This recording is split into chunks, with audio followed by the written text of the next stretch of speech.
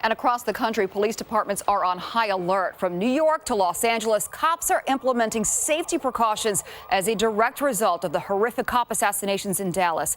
Stephen Fabian reports on the steps cops are taking to be extra vigilant. Police all over the country are in a state of high alert, fearing copycat snipers seeking more bloodshed. Steve, do you feel that police officers across the country feel as though they have targets on their back right now?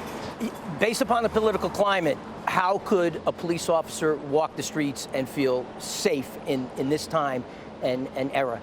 In New York City, the NYPD is preparing for the worst, upgrading their firepower with the most lethal military-grade weaponry available. We're in the process of actually modernizing all of our emergency service unit equipment.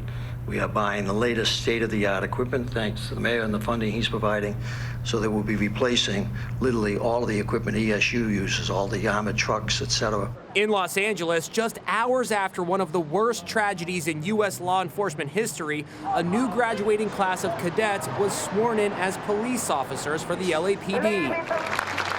What should have been a day of celebration turned into a commemoration for the 5 officers gunned down in Dallas. This is not about black lives, not about brown lives, not about blue lives.